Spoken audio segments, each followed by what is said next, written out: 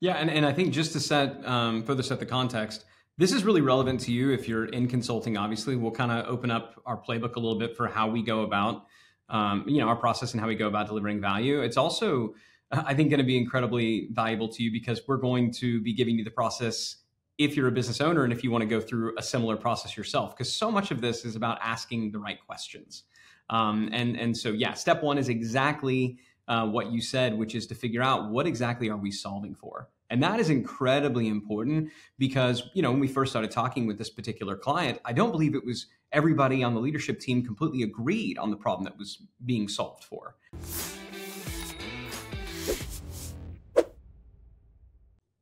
Hey everybody, Roland Frasier here, and my business partner and good friend Ryan Deiss, who is joining me for this business lunch as he often does. And we are going to talk about some fun stuff today because we just did a consult together. So I don't know if you guys know, but we don't like trading dollars for hours.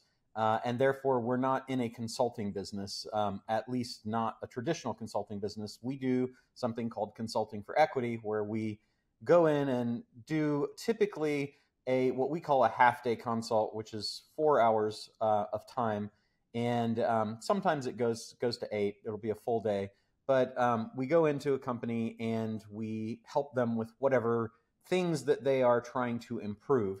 And Ryan and I just did one, and it's typically $50,000 for us to come in and do this. And so it's a significant investment by the company, but we work with companies where it'd be kind of hard for us not to provide at least a 5, if not 10 times return on that. So, we're looking for them to get, a pretty significant $250,000 to $500,000 minimum benefit from what we do. But think about like our ability to just come in and see things from a different perspective with all the experience in the portfolio companies and the consulting that we have done. It's not that hard to add that value. And I'm not saying that as a pitch or a brag. I'm saying, we really have a pretty good opportunity to come in and get perspectives from a lot of people and a lot of different companies. So this is a company that we've known the founders. We've known it going through some significant changes and management changes. And we were referred in to this company to come back and basically help them see what they could do to boost sales. And sales had been falling off, and it's in a highly competitive industry. And the things that were working before, particularly during the pandemic, and I think you guys, a lot of you that are watching or listening might experience this too, is that things were kind of scary there at first, end of 2019 going into 2020, then free money from governments, everybody stuck at home, lots and lots of opportunity, lots of innovation, and pretty good years for most of the companies across every type of business that we know, even restaurants, even real estate agencies and things like that, that we have interest in did well during the pandemic. And now high interest rates, high inflation, election uncertainty, and no more free money from government is creating challenges for a lot of people, and it's translating into challenges for businesses. So that's kind of the context of the background. And we were asked to come in and basically take a look holistically and just say, how do we get from our current sales of X to, I think it was 4X, 4 times the current sales in order to hit goals that they wanted to hit. And so I'm going to let Ryan, so that I don't dominate this, I'm going to let Ryan talk a little bit about how we first assessed that with our initial conversations, and then what we have done in terms of analyzing this, so that you guys can see, because there's some very common things that they're having challenges with that I think will apply to almost everyone who is in our audience today. So Ryan, do you want to talk a little bit about the, like, we're basically saying, okay, where are you now? Where do you want to go? They told us, and I think let's talk about the first thing that we ask about looking into. Yeah, and I think just to further set the context, this is really relevant to you if you're in consulting. Obviously, we'll kind of open up our playbook a little bit for how we go about, our process and how we go about delivering value. It's also, I think going to be incredibly valuable to you, because we're going to be giving you the process if you're a business owner and if you want to go through a similar process yourself, because so much of this is about asking the right questions. And so, yeah, step one is exactly what you said, which is to figure out what exactly are we solving for. And that is incredibly important because, when we first started talking with this particular client, I don't believe it was everybody on the leadership team completely agreed on the problem that was being solved for. And so some people were like, oh, we need to solve for, growth and new customers. Others thought like that, oh no, it's more of a specific marketing strategy issue, and, all on the board.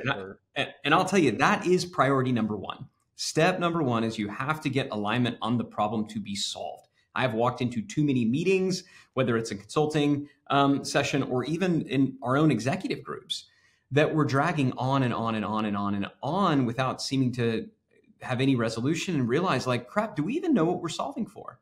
And so that is the first thing. And yeah, when we're in there, sometimes it's crystal clear. Sometimes it will take the first hour of a consult. And I will tell you, that's sharpening the axe. That's time well spent. Where we typically go after that the next step is to talk to the relevant, and usually when we're doing this, it's not just with the CEO, and you don't want it to just be with the founder. You want to make sure you've got a voice of all of the, ideally everybody on the executive team. And the question that you asked that I loved, and it's a simple question, but it's going in there and saying, what are the things that you think are working that we should keep doing and double down? And what are the things that are not working and we should stop doing? And so it really is one of those, keep, stop things. And it's just, and I like it because it's binary, but it also gives a tremendous amount of context into this. These are the things that everybody generally agrees are not working. These are the things that everybody agrees are working. That's instructive in and of itself. But the most interesting part is where there's disagreement.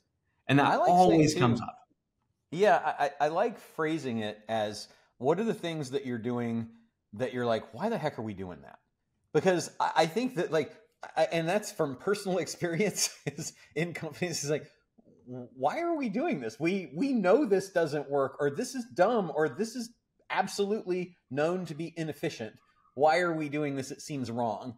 And getting in a safe environment where all the stakeholders are there and able to speak up, so that they can say that, like, they can answer that question, because I think that's what's going on in a lot of people's heads. And a lot of consulting is just basically bringing out thoughts and communications that have been swept under the rug, right? And so I think that, what are we doing now? What are we doing now that's working? That seems like easy. But rather than saying what's not working, it's, what are you actually frustrated that we're still doing?